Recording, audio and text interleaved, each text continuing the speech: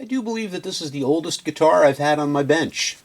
I wasn't able to get an accurate date on Diane the Harmony, or even determine if she was a genuine harmony, so I can't say for certain if it was pre-60s.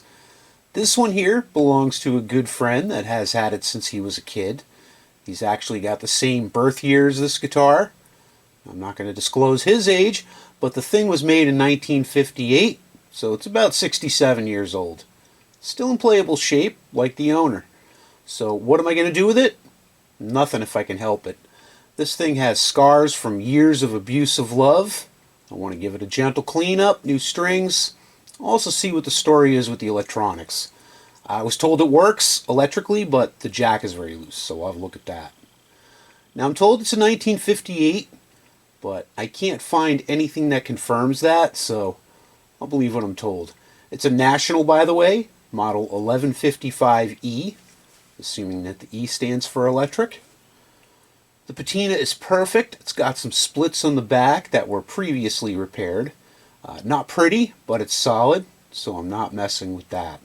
Hole in the front, again, not messing with that. Looks like the pickguard was replaced at some point. Lots of wear. I'm sure it was well played in its time. The owner's also having some arthritic problems with his hands, so we're going to put the lightest strings we can on it for comfortable playability. If you're getting crap from the AARP, then you've probably got some aches and pains yourself. Just sucks even more when it's your hands if you're a guitar player. So stay tuned to see how I'm going to clean this Survivor up. Let's plug it in and see how it works. The jack is indeed very loose in there. These are my pots. They seem to turn okay.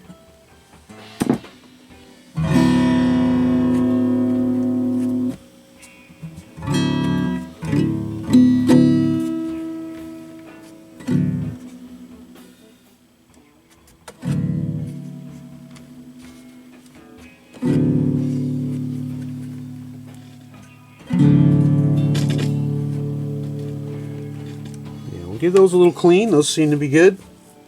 That works after 67 years. Pretty cool.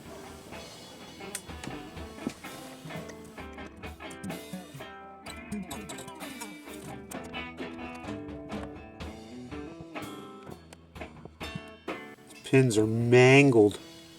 Like a dog chewed this one up. And they're not in straight either. That can cause you a lot of buzzing if your groove isn't lined up with your string. If it's off center like that, you know, clocked one way or the other, and not right at facing up your string, that can cause some buzzing. I fix guitars because of that issue. 1, 2, 3.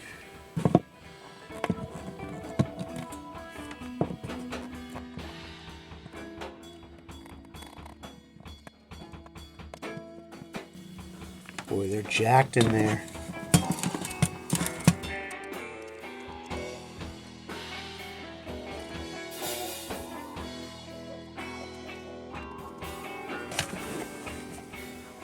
I'm just going to clean out these pots with some deoxit. Everything looks pretty solid here. The cap doesn't look like all, you know, blown out or anything. Leaking. That's good.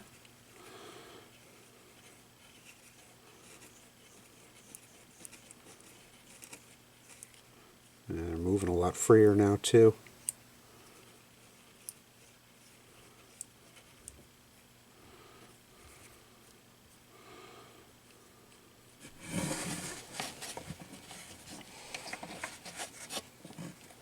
I don't know if that was put in there backwards last time or something.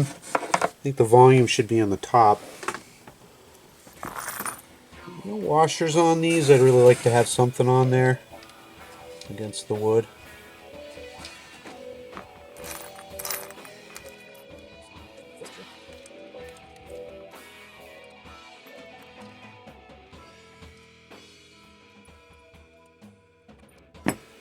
Alright, let's leave that mess out for the jack.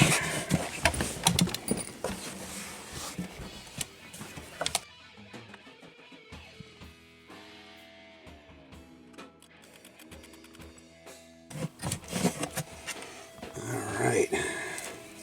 That's seen better days, that electrical tape.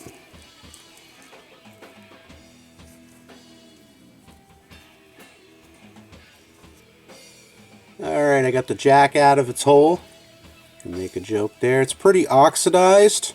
I think the first thing I want to do is hit it with some deoxit. Next up, I have a piece of rolled up sandpaper. Let's say this is like 220. We're going to put that right in the hole and we're going to sand it out the best we can. We'll make sure that we got good ground going from the jacket of the lead. And also while we're in here, the tip a little bit. Make sure there's no oxidation.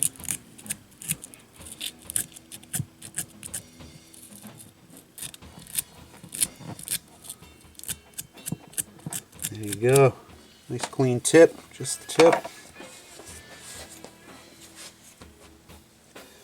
Another thing I noticed when I pulled this out was there was nothing on the back of it to keep it from moving, like a kind of a lock washer that might bite into the wood. So I'm going to go ahead and put one of those on there. And there was also no washer on the outside either. See if we got something here that'll fit.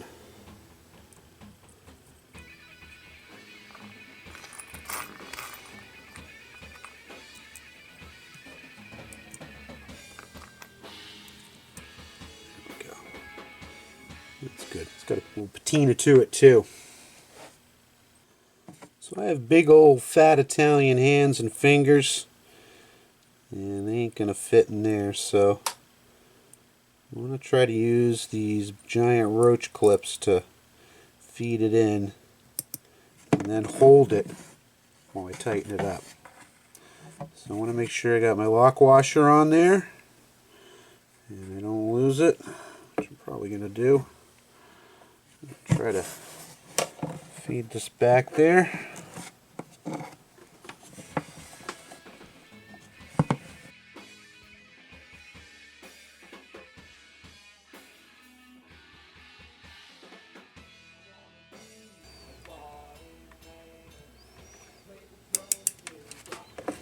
Try something different here. I got a guitar string. I'm going to try to guide it down there, and hopefully the string helps me get it into the hole.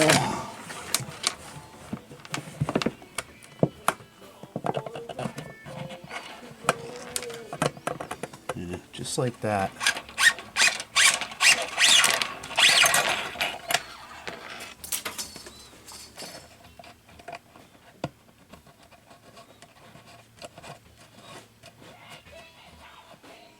Nice. Alright, that worked pretty good. Guitar string, guide it to the hole with your giant roach clips. Leave the roach clips in there because then you can use it to tighten it up.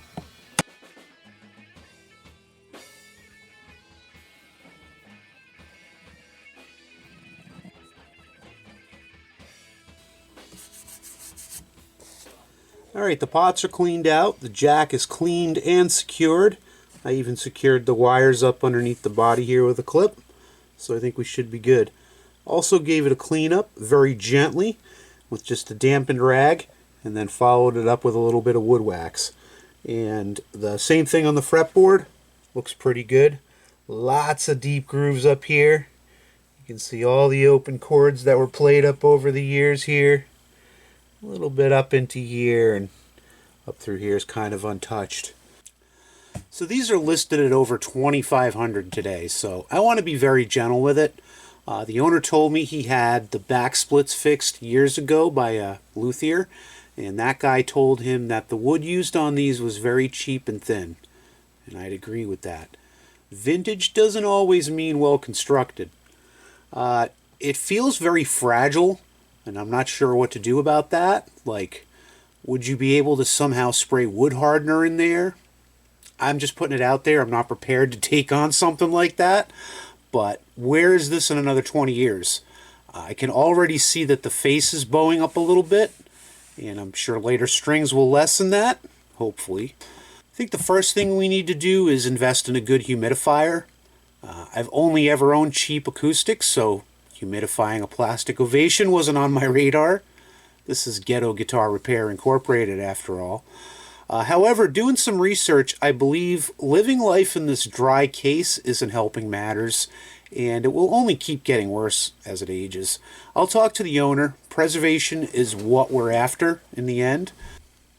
Maybe a year-long course of slowly bringing the humidity up in it, outside of the case, like on a stand. We're in a region that uses heat for 5 months a year and AC for like 5 months a year. So we need to keep that in mind. If you have any experience with stabilizing an old guitar like this, let me know in the complaint section.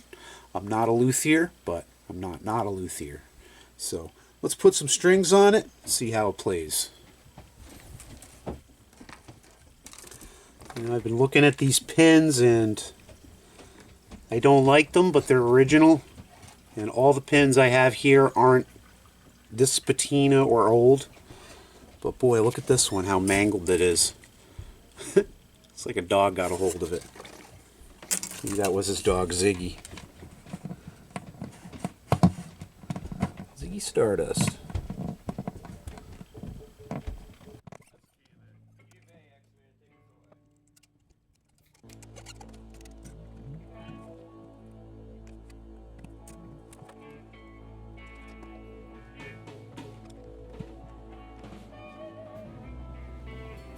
Alright, I got the strings on there. They're settling in nicely. I'm going to tune it up in a little bit and play it some more. If you notice, this came in without any knobs. And since this is all about doing this for the guy's hands, these are really tough to turn. So we have to have something on there. Going through my stash, I didn't have much. I have mostly the press-on ones. But with the smooth post, you need something with kind of a set screw. I ended up with these two. This one's of the era. It's too bad I don't have a second one. I am going to do another search just to see if I can find one, but that would be perfect. So I'm thinking of putting that up here. And then I got this one down here, which is, you know, more of a modern shredder guitar type one, but it's something to grab onto, and it fits nice there on the tone. So that's more of a press-on one. It doesn't have a set screw, but it fits on there nice and tight, just enough for you to turn that tone. I think that's all you need. And this one here has a set screw.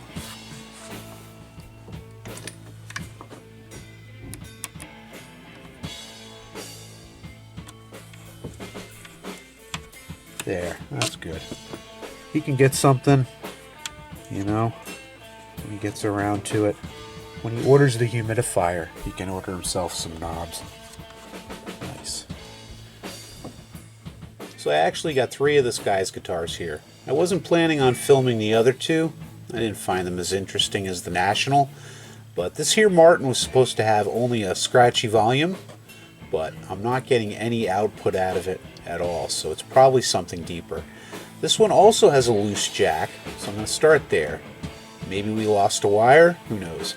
If it's an easy fix, maybe it helps someone watching in the future.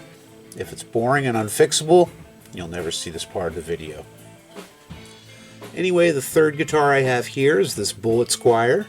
This was a yard sale score I fixed up in a previous video. This one is getting light strings as well, maybe set up for slide guitar. Now, let's look at this Martin. Show you what I'm getting out of it. Nothing.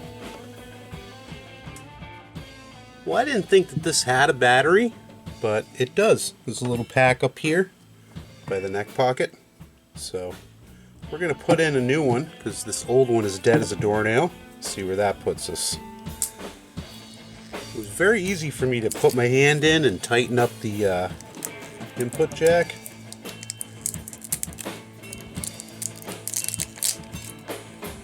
See what happens here.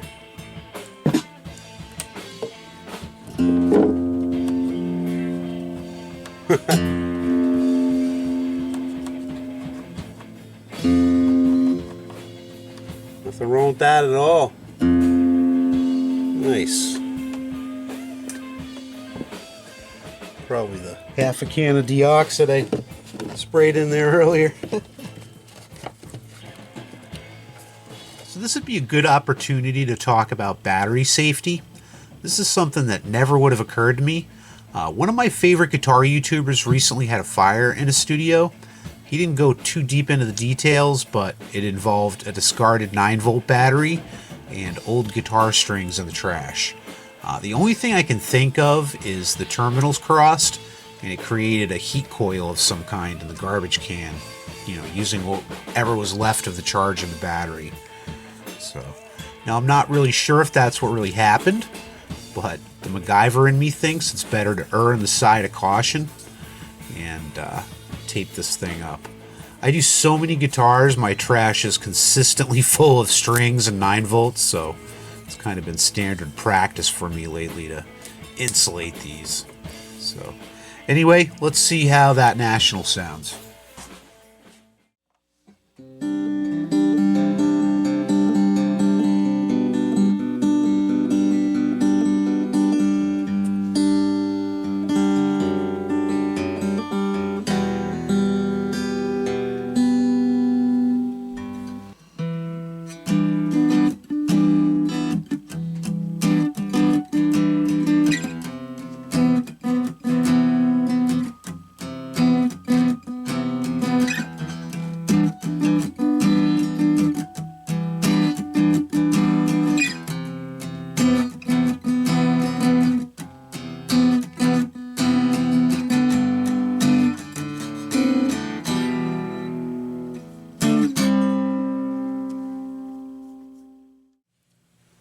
So there it is, 1958 National Dreadnought, still surviving 67 years later. It's a bit jangly to my ear, but the sentimental value outweighs that. I want to thank you for joining me, wrenching on some guitars. Give me a thumbs up for filming it for you, and we'll talk again soon.